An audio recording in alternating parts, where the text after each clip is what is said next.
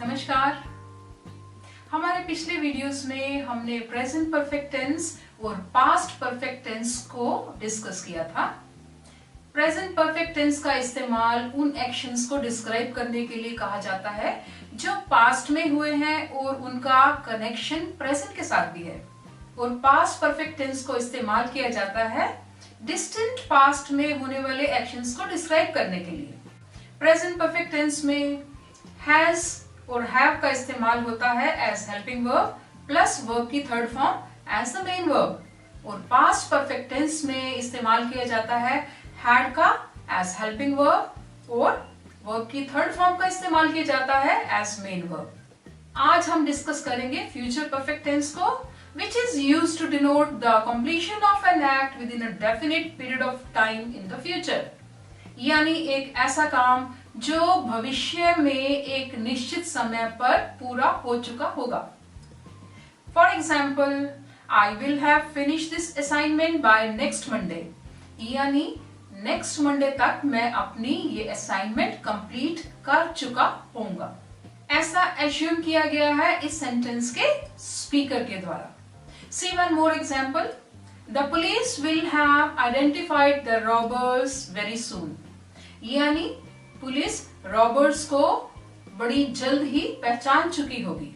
तो नोट कीजिएगा rule number 1, use of will have as helping verb, and rule number 2 is use of third form of the verb as main verb। See one more example.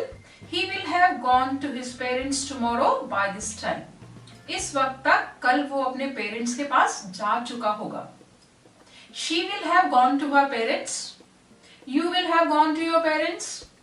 They will have gone to their parents tomorrow by this time। यानी सब pronounce के साथ same helping verb लगाया जाता है।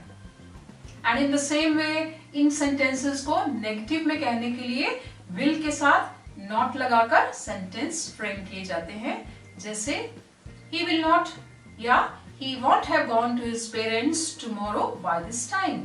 and in the same way interrogative sentences को frame करने के लिए will को सब्जेक्ट से पहले लगा दिया जाता है, जैसे will he have gone to his parents tomorrow by this time।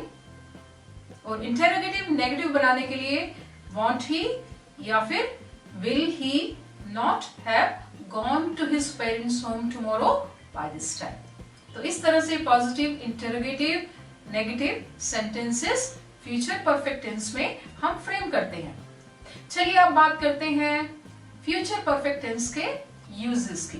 To express the completion of an act within a definite time in future, यानी फ्यूचर में एक निश्चित समय में कोई काम पूरा हो चुका होगा।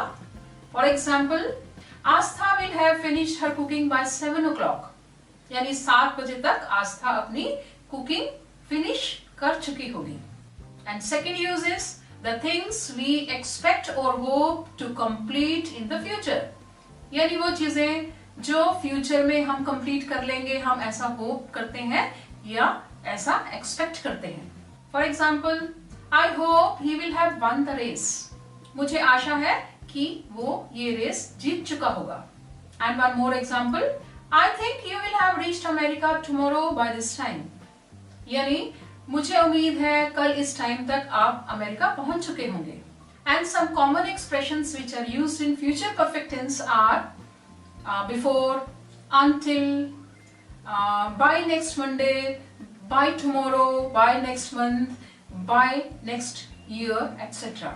And the examples are, he will have joined his new job by July। यानी जुलाई तक वो अपनी नई जॉब ज्वाइन कर चुका होगा। She will not have eaten anything until I reach there। जब तक मैं वहां नहीं पहुंचता उसने कुछ भी नहीं खाया होगा। She will have started her new boutique by next month। अगले महीने तक वो अपना नया बुटीक शुरू कर चुकी होगी। And one more example is, I will have left for office by 9 o'clock। 9 बजे तक मैं ऑफिस के लिए निकल चुका हूंगा।